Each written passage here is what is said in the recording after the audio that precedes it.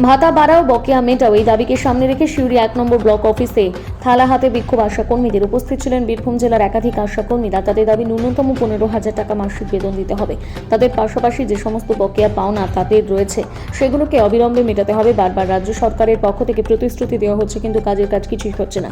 সেই কারণে তারা বলছেন থালা হাতে যত দূর যেতে হয় তত দূর যাব, কিন্তু এই আন্দোলন আর বন্ধ হবে না। দিন কয়েক আগে আমরা দেখছিলাম সিউড়ি বাসস্ট্যান্ড চত্বরে রাস্তার উপর শুয়ে বিক্ষোভ দেখিয়েছিলেন আশা কর্মীরা। এরপর আজ থালা হাতে বিক্ষোভ, প্রায় 30 মিনিট চলে এই বিক্ষোভ।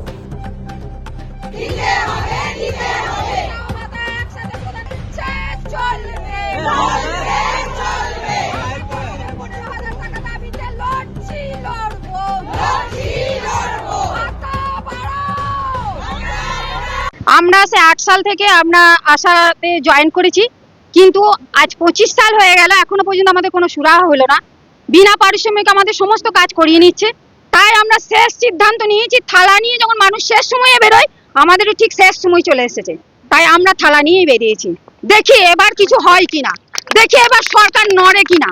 সব কিছুতে সরকার সুরাহা হচ্ছে, একটু কোথাও ক্লাবে একটা দুর্গা আনবে, সেখানে এত এত টাকা খরচা করতে পারছে, আর আমাদের সময় 5,200 টাকা, এটা মনে হচ্ছে অনেক টাকা দিচ্ছে। একটা যে গরু চড়াচ্ছে সেও বলছে তোমাদের 250 টাকা বেড়েছে, একটা রিক্সাতে যাচ্ছি সেও বলছে তোমাদের 500 টাকা বেড়েছে। এটা আমাদের কি যে প্যাথেটিক সেটা আমাদের কাউকে জানাবার নয়। আমাদের নিজের কষ্ট, নিজের যন্ত্রণা নিয়ে আজ এই জায়গায় আসতে বাধ্য হয়েছি। বাধ্য করেছে আমাদের সরকার, কিন্তু সরকার এত করার পর সরকারের কানে এখনো কর্ণপাত হচ্ছে না। কেন হচ্ছে না জানি না। কেউ যদি জেগে ঘুমায় তাকে জাগাতে কি করে হয়, এবার আমরাও জেনে গেছি। এই থালা নিয়ে যেখানে যেতে হয় আমরা সেখানেই যাব। স্বাস্থ্য ভবনে যদি থালা নিয়ে যেতে হয় আমরা থালা নিয়ে যাব। হয় আমরা মরবো, নাহলে আমাদের দাবি থেকে এক পা নড়বো না। মরতে হলে মরবো, আমরা এই সিদ্ধান্তে। আমরা 160 জন আছি।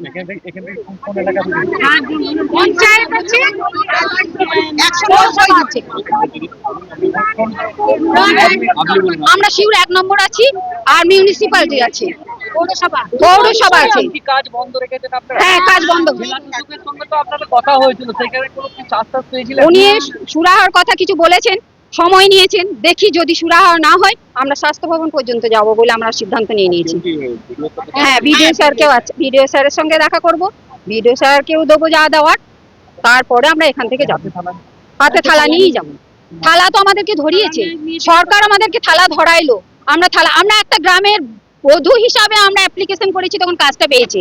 একটা বউ নিশ্চয় থালাটা এমনি এমনি ধরছে না। থালাটা যখন ধরেছি এর মধ্যে প্রচুর কারণ আছে।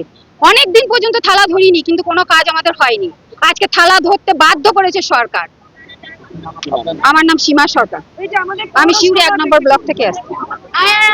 কিছু দাবি জমা করতে এসেছি। আমরা এসডিও স্যারকেও জমা দিয়েছি, এনএমও জানে, বিএমওই স্যার, সিএমওই স্যার, সবাইকে আমাদের দেওয়া হয়েছে। আজকে আমরা বিডিও স্যারের কাছে এসেছি আমাদের 8 দফা দাবি নিয়ে। যেহেতু 15,000 টাকার ন্যূনতম বেতন আমাদের দিতে হবে, আমাদের যে বকেয়া বাকি আছে আর 4 মাস ধরে, সেই বকেয়া আমাদের ভাতা মেটাতে হবে। আমাদের পিএলআই 1 টাকা 1 বছর হলো, এখনো পর্যন্ত সেই টাকাও আমরা পাইনি, সেটাও আমাদের মেটাতে হবে। করোনাকালে আমাদের অনেক আশা দিদিরাও মারা গিয়েছে, তখন আমাদেরকে বলা হয়েছিল যে টাকা দেওয়া হবে, সে টাকাও আমাদেরকে দেওয়া হয়নি। আর ডিউটি তো আমাদের পর আছে, খেলার ডিউটি, মেলার ডিউটি, মাঠের ডিউটি, সমস্ত জায়গায় ডিউটি আমাদের। আর পারিশ্রমিকের বেলায় আমাদের কিছুই নেই। দুয়ারে সরকারেও ডিউটি করি, কিন্তু কোনো পারিশ্রমিক আমরা পাই না।